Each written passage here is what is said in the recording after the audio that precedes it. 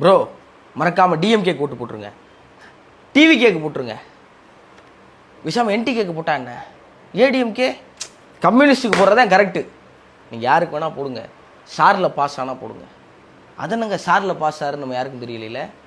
பீகாரில் 8 கோடி வாக்காளர்களை 20 நாளில் போய் பார்த்து அதில் 65 லட்சம் பேரை நீங்கள் வாக்கு போடவே லாயக்கிலேன்னு தூக்கி வெளியே போட்டாங்க ஓட்டர் லிஸ்ட்லேருந்து.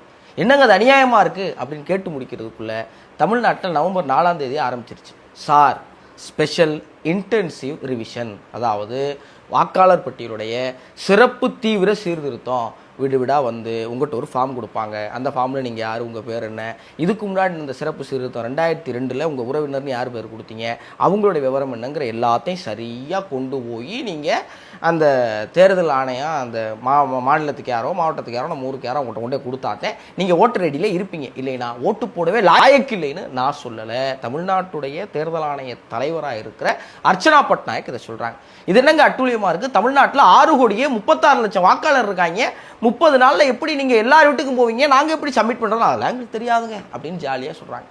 இதை பற்றின எந்த கவலையும் நம்ம ஊரில் யாருக்குமே கிடையாது. இதுக்கு முன்னாடி நடந்த எலெக்ஷனில் 22 ஓட்டை 10 பூத்தில் போய் ஒரே ஒரு அம்மா போட்டிருக்கு. அந்த அம்மா எந்த ஊருங்க அப்படின்னு கேட்டால் பிரேசில் நாட்டு அலை. அந்த அம்மா நம்ம இந்தியாவை பார்த்து கேவலமாக வச்சிருக்குது. அது பரவாயில்ல, அவெஞ்சர்ஸில் வருவார் தானோஸ், 5 கல் வச்சு உலகத்தை அழிப்பார், அவர் எந்த ஊர் வரைக்கும் எப்போயா தெளிவிட்டுறீங்களா? நம்ம இந்தியாக்காரங்க, எனக்கே ஓட்டர் லிஸ்ட்டை பார்த்துக்கு தான் தெரியும்.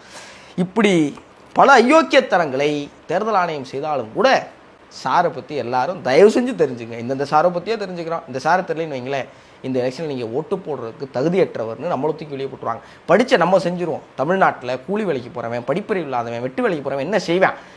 2002 தன்னோட புருஷன் பேரை கொடுத்த ஒரு அம்மா, அந்த புருஷன் செத்ததுக்கப்புறம் சொத்து இருந்தால் டெத் சர்டிஃபிகேட் வாங்கிக்கலாம். 23 வருஷத்தில் டெத் சர்டிஃபிகேட் வாங்காத ஒரு அம்மா எப்படி தன்னால் கொண்டே கொடுத்து ஓட்டர் ஐடியில் அது பேரை சேர்க்கும்? இப்படி கேட்க வேண்டிய கேள்விகளும் தெரிந்து கொள்ள வேண்டிய விஷயங்களும் நிறையா இருக்குது.